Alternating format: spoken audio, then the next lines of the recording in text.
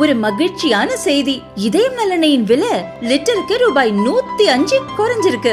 September 2023ல 1 litre இதயம் நல்லெண்ணெயின் அதிகபட்ச விலை ரூபாய் 503. ஆனா இப்ப 1 லிட்டர் இதயம் நல்லெண்ணெயின் விலை ரூபாய் 398 மட்டும்தான் தமிழ்நாட்டுல. அப்ப இனிமே எல்லாரும் இதயம் நல்லெண்ணெய் வாங்கலாம் இல்ல?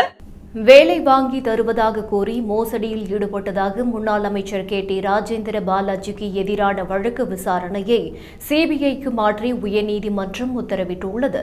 முந்தைய அதிமுக ஆட்சியில் பால்வளத்துறை அமைச்சராக பதவி வகித்த KT ராஜேந்திர பாலாஜி மற்றும் அதிமுக முன்னாள் நிர்வாகியான விஜய நல்லதம்பி ஆகியோர் ஆவின் உள்ளிட்ட அரசு துறைகளில் வேலை வாங்கி தருவதாக கூறி பண மோசடியில் ஈடுபட்டதாக சாத்தூரைச் சேர்ந்த ரவீந்திரன் என்பவர் விருதுநகர் மாவட்ட குற்றப்பிரிவு போலீசில் புகார் கொடுத்தார்.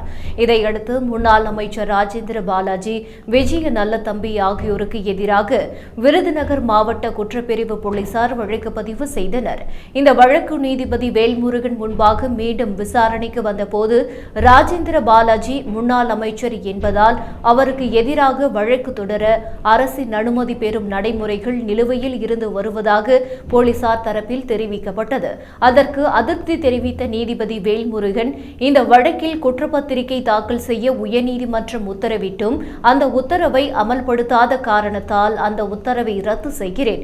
தமிழக போலீசாருக்கு உயர்நீதிமன்றம் பிறப்பிக்கும் உத்தரவை அமல்படுத்த நேரமில்லாத காரணத்தால் முன்னாள் அமைச்சர் ராஜேந்திர பாலாஜி உள்ளிட்டோருக்கு எதிரான இந்த வழக்கு விசாரணையை சிபிஐக்கு மாற்றுவதால் விருதுநகர் மாவட்ட போலீசார் வழக்கு ஆவணங்களை சிபிஐ வசம் ஒப்படைக்க வேண்டும் என்று தடாலடியாக உத்தரவிட்டார்.